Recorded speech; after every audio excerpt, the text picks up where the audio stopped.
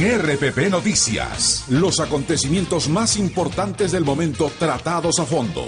Enfoque de los sábados.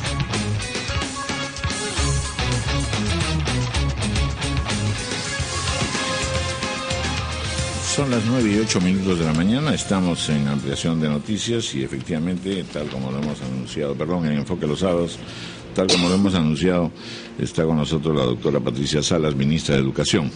Bienvenida, ministra, gracias por estar con nosotros. Muchas gracias, muy buenos días. Evidentemente el tema de la educación ha estado permanentemente presente no solo en la campaña, sino en estos meses de la presente administración. Y en todos los casos se estaba reclamando efectivamente algunas definiciones. De hecho, ya vamos a tener entonces una movilización nacional por la transformación de la educación y el buen inicio del año escolar. Sin embargo, partamos de algunas cosas. En este periodo que ha transcurrido, exactamente qué evaluación ha podido usted hacer, por un lado, porque algunas noticias eran medio equívocas en el sentido de decir, investigaremos lo que ha ocurrido, el faenón con las unidades escolares, el colegio mayor no es un gasto y no sirve para mucho, y evidentemente una prensa o un sector de la prensa también señala que, digamos, usted tiene unas relaciones muy estrechas con el SUTEP y que el SUTEP volvería entonces a la carga sobre una serie de temas, especialmente en lo que se refiere al desarrollo docente. Despejemos ese terreno por lo pronto. ¿Qué es lo que ha visto usted en este periodo de la administración? Bueno, nosotros lo que hemos hecho es trabajar en por lo menos dos ritmos. Uno, efectivamente, estos temas precisos como son lo del colegio mayor, lo de los colegios que están en proceso de construcción y algunos otros temas, digamos, específicos de la gestión que se han ido resolviendo tomando un curso de acción. Pero el otro gran trabajo que hemos venido realizando es organizar el año escolar del 2012 y organizar el conjunto de la gestión del 12 al 16, que son ambos los temas que nos han venido ocupando en estos tiempos. Y que estuvieran, digamos, ya enmarcados dentro de una reafirmación y vigorización del proyecto educativo nacional, por decir algo, ¿no es cierto? Por supuesto, de lo que se trata es de poner en aterrizaje y en clave de operación y gestión el proyecto educativo nacional y las prioridades que habíamos anunciado al principio del gobierno, que tienen que ver con cómo mejoramos la calidad educativa de todos, cómo reducimos brechas en rural, en poblaciones indígenas en primera infancia, cómo tenemos un mejor docente y cómo tenemos una mejor gestión, digamos. ¿Cómo van las relaciones entonces con las instituciones representativas del magisterio, con el Consejo Nacional de Educación y con otras instituciones? Porque un fenómeno al que estamos asistiendo, y vigorosamente, es efectivamente también a la preocupación por el sector ciudadano, común y corriente y empresarial por tratar de contribuir en algunos aspectos de la educación, ¿no es cierto? Y entonces ahí, quizá la ocasión es muy buena para poder contar con más elementos sociales y comunitarios que permitan fortalecer aún más la acción educativa. Precisamente ese es el espíritu de la movilización, a la cual en realidad está en marcha, pero que le vamos a dar como un punto de arranque el día martes, en donde nos reuniremos el Consejo Nacional de Educación, el Ministerio, las regiones, algunas municipalidades, nos reuniremos los empresarios, las ONGs, los maestros, los gremios. Todos tenemos una tarea en educación, muchos efectivamente, como tú mencionas, están haciendo ya cosas en educación, entonces creo propicio el momento para que digamos que lo que hacemos los apuntemos todos hacia los mismos objetivos. La tarea es esa y la intención es precisamente de cómo nos repartimos entre todos las tareas que corresponden para iniciar el año 2012 de la manera más auspiciosa, con la mayor celeridad, oportunidad y efectividad, y a la vez hacer del año 2012 un año en el que construimos todas las condiciones necesarias para que a partir del 13 en adelante el proceso educativo sea más efectivo y entre en un curso de mejoramiento más sostenido. En intensidad. Parte de esto, y para empezar, debe estar traducido en el presupuesto. Ha tenido una asignación importante, interesante al sector de educación.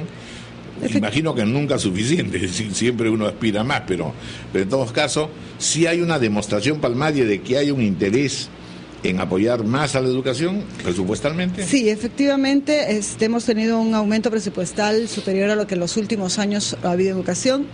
También es cierto que nunca es suficiente, ya sabemos para qué cosas nos faltan plata, pero efectivamente parte del trabajo ha sido eso, decir en qué tramos, en qué estrategias, en qué programas va la plata de manera más específica, las actividades y todo eso. Hoy día tenemos los equipos del Ministerio de Educación terminando de cerrar el presupuesto fino, el plan operativo, los planes de compras del Estado.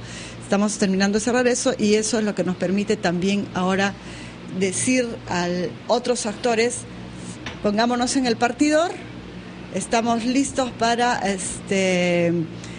y llegar de una manera organizada a la meta que nos proponemos. Tenemos roles para cada uno ha venido cumpliendo algunas tareas y en este trabajo estamos. Empecemos entonces ahora por el desarrollo docente. Son varios puntos que tiene en realidad esta movilización y esta transformación.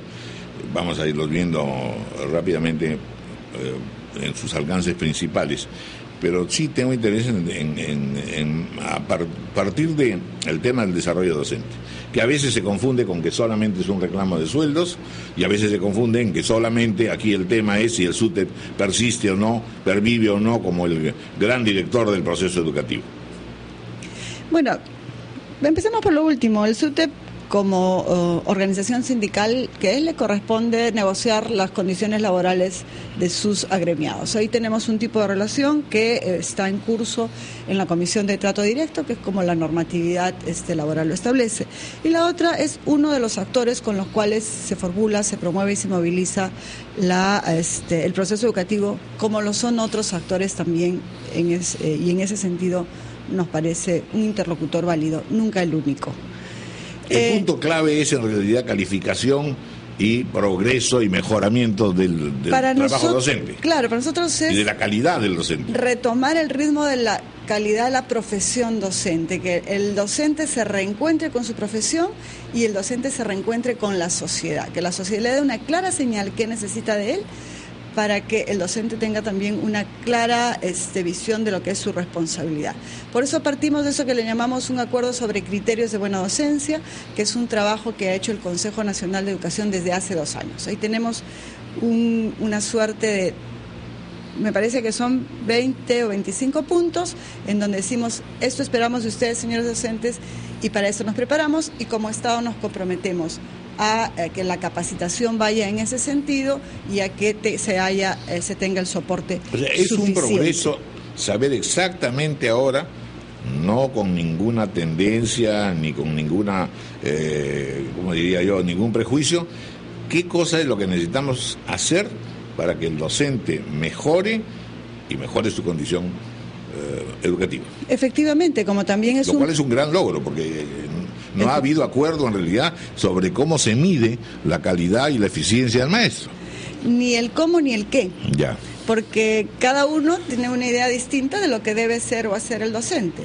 Pongamos de acuerdo que debe ser y hacer. Entonces, nadie le pedirá más de lo que debe dar el docente y el docente tampoco tendrá excusa para dar menos de lo que nos hemos puesto de acuerdo. Y eso debe expresarse efectivamente en una legislación laboral, en un estatuto docente que nos permita tener claridad sobre ese tema y valorar así la meritocracia, valorar así la profesionalización. ¿Cuándo estima usted que estará este estatuto? El primer trimestre del próximo año. El primer trimestre del próximo año nosotros podemos esa va a ser una conquista sumamente importante al país, este estatuto, y además un programa de formación docente, además un programa de bienestar para el docente y un programa también de impulso a la innovación y al bien hacer de los docentes. Claro, ahí en ese último capítulo, en realidad, esta es una pregunta que yo ya la tenía pensada, lo importante también es visualizar el hecho de que en realidad tanto el alumno como el maestro, cómo se educan, cómo se forman, cómo mejoran su condición. En realidad, parte es en la escuela. Hoy día la sociedad, más la complejidad de los medios de comunicación y de otra serie de instrumentos que son de entretenimiento, pero también de gran posibilidad educativa, hacen que ya el aula sea pequeña y que hay otras posibilidades muy grandes y más rápidas a veces, más rápidas incluso que los propios legisladores y teóricos de la educación, que ayudan pues a darle un dinamismo y un encanto distinto a la educación.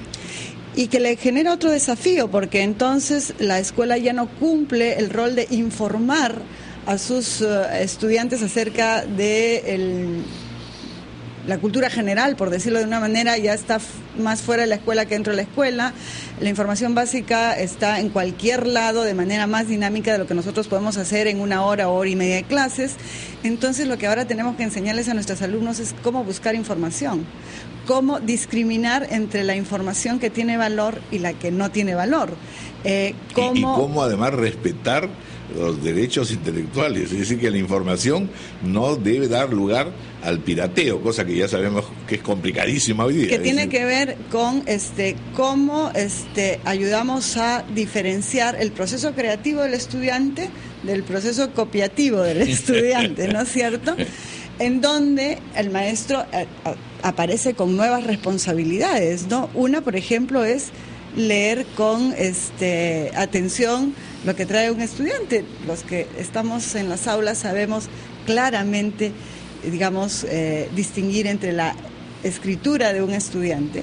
Claro. Hablo de universitario, lo propio será a nivel secundario o primario, de lo que es la escritura de un texto que ya viene preelaborado, exactamente, claro, ¿no es cierto? Entonces, bueno, pero eso implica eso, y ahí es donde yo quisiera entrar a un tema que me parece importante, y es cómo centramos todo el proceso de cambio educativo en los aprendizajes de los estudiantes.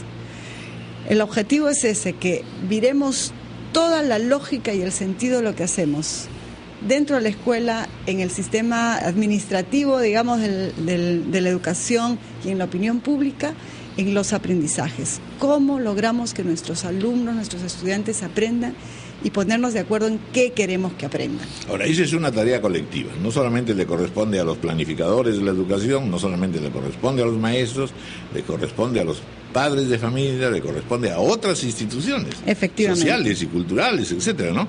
O sea, ese es el sentido más importante de toda acción movilizadora y movilizada, ¿no es cierto? Efectivamente. Ahora, para eso, ¿qué se necesita?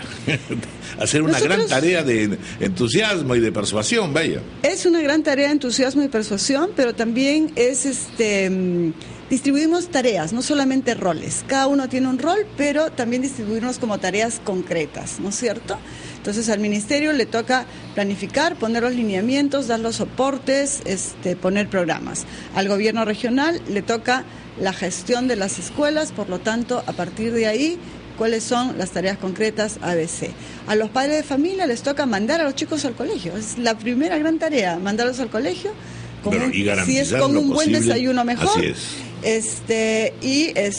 Aseado, ¿no es cierto? Ahí entran ciertos hábitos básicos, ¿no es cierto? Pero claro, alimentación, aseo. Lo básico, que llegue puntual, aseado y con su desayuno en la medida de lo posible. Eso es una demanda.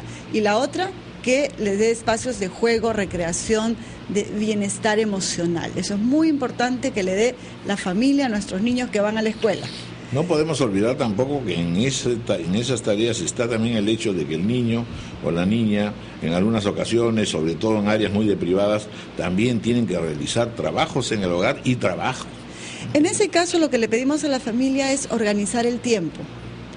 Colectivamente en la familia, organizar el tiempo de tal manera que quede claramente definido cuál es el tiempo que el niño o la niña ayuda en las tareas del hogar o de la producción y cuál es el tiempo que le queda para dedicarse a su aprendizaje escolar. Vamos a hacer una pausa, ministra, porque en realidad el tiempo, lamentablemente, usted tiene que ir al Palacio de Gobierno también y nosotros habíamos previsto solo media hora para tocar dos temas concretamente: el nuevo marco curricular. Y luego ya usted ha hecho mención a esta idea de la gestión descentralizada, pero que nos lleva a preguntarnos en realidad cómo ha caminado hasta el momento la regionalización en materia educativa, que debe tener sus pros y sus contras, pero en realidad esto y el marco curricular han dado lugar a debates interminables, tomas de posición, etcétera, pero en algunos casos no se ha sabido definir concretamente cómo trazarse una programación y una actuación consensuada. Una pausa.